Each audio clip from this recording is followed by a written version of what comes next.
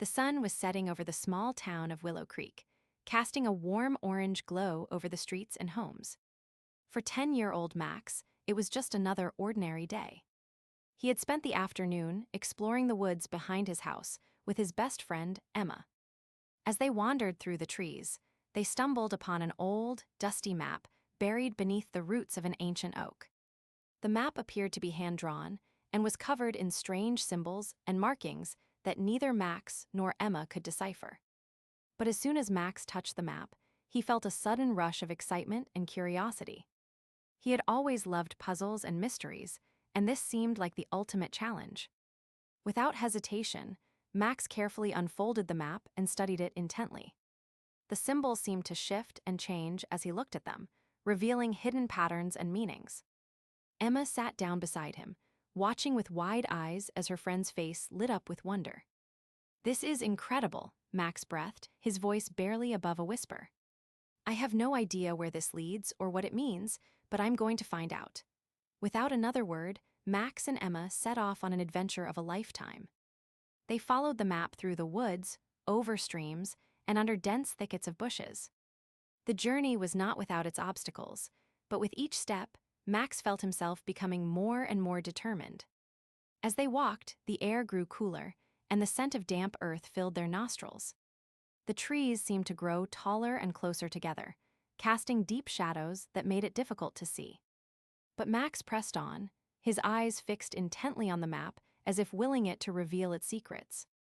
At last, after what seemed like hours of walking, they came upon a massive stone door hidden behind a waterfall. The door was covered in intricate carvings and symbols, matching those on the map perfectly. "This is it," Max exclaimed, his heart racing with excitement. "This must be where the city leads." Without hesitation, Emma pushed forward, her hands shaking as she reached out to touch the stone door. To their amazement, it swung open, revealing a vast underground chamber filled with glittering crystals and strange machinery. As they stepped inside, Max felt like he had entered a whole new world. The air was cool and fresh, and the sound of dripping water echoed off the walls. They walked deeper into the chamber, marveling at the strange devices and machines that surrounded them. Suddenly, a figure emerged from the shadows. He was an old man with kind eyes and a wispy white beard, dressed in a long, flowing cloak. "Welcome, young explorers," he said, his voice warm and gentle. "I have been expecting you. My name is Professor Orion, and this is the city of Willow Creek." Max and Emma stared in awe as the professor explained that their town was built on top of an ancient underground city, hidden beneath the earth for centuries. The city had been created by a group of visionaries who sought to build a better world, free from the constraints of the surface world. As they explored the city further, Max and Emma discovered all sorts of incredible inventions and technologies that defied explanation. They met Professor Orion's team of engineers and scientists, who were working tirelessly to bring light and warmth to the city. But as the sun began to set, Max realized that he had forgotten one crucial thing: his family and home.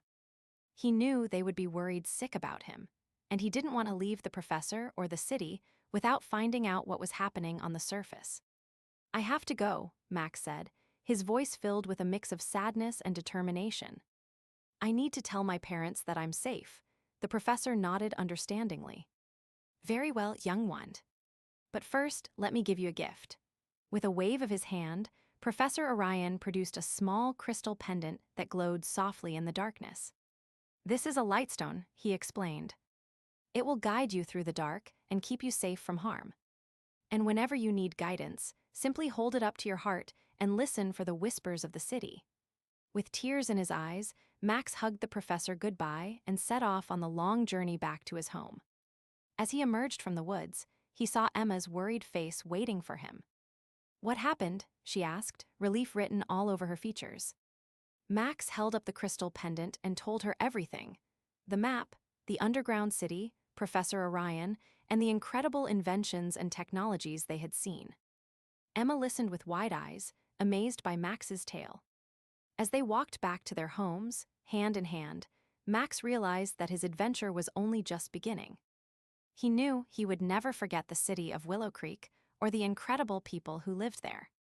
And whenever he looked at the lightstone pendant around his neck, he felt a connection to the hidden world beneath his feet.